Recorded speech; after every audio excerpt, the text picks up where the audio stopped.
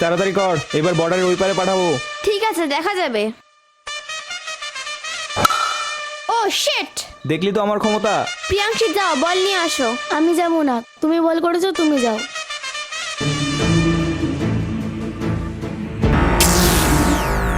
এ তো আমার মতন দেখতে।